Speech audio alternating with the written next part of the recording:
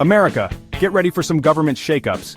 Elon Musk, the guy who wants to send us to Mars, is now in charge of fixing the DMV. Kind of.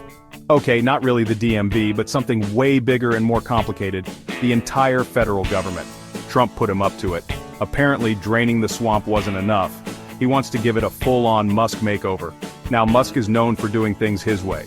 He's like that friend who insists on using chopsticks for everything, even soup. So naturally, his first idea for fixing the government was interesting, to say the least. He decided that all federal employees need to start sending in weekly reports on their accomplishments. Think of it as a performance review, but every week for everyone, from the guy who cleans the Lincoln Memorial to the president's advisors. What could possibly go wrong?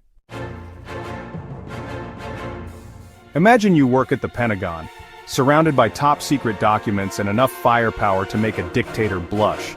You're used to dealing with threats to national security, not spreadsheets and bullet points.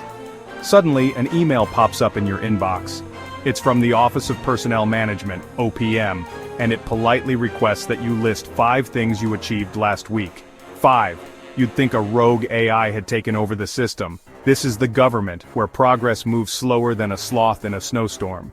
You can practically hear the collective groan from every cubicle in DC. The Pentagon, the FBI, the State Department, basically, everyone who's anyone in the government, decided to hit the reply all button with a resounding nope. The Department of Energy, which deals with things that could literally melt your face off, told its employees to stand down. The Department of Homeland Security, the folks tasked with keeping terrorists out of the country, said they'd handle this their way, thank you very much.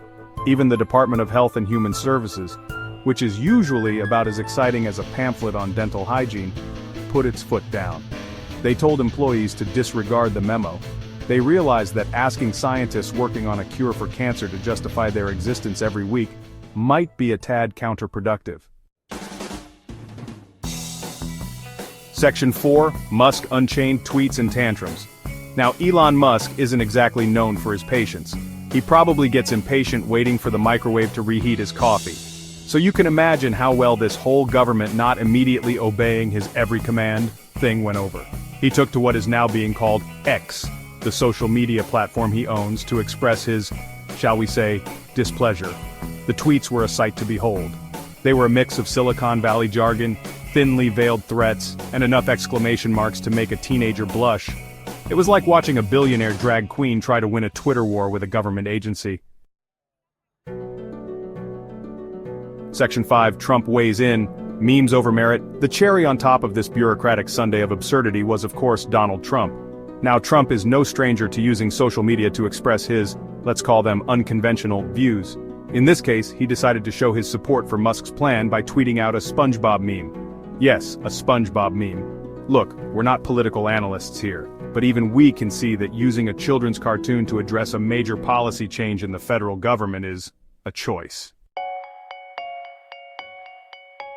Section 6, Elephants in Disarray, GOP Grumbling Grows.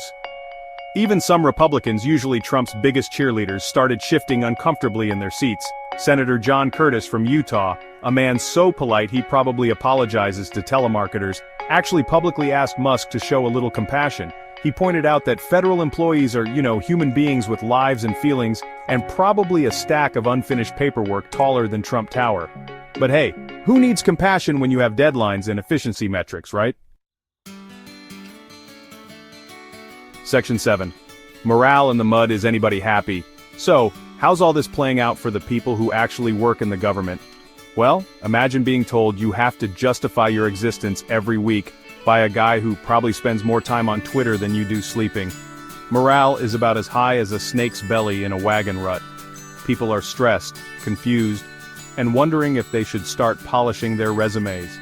Some are probably looking into early retirement packages. Others are just staring blankly at their computer screens, contemplating the existential dread of it all.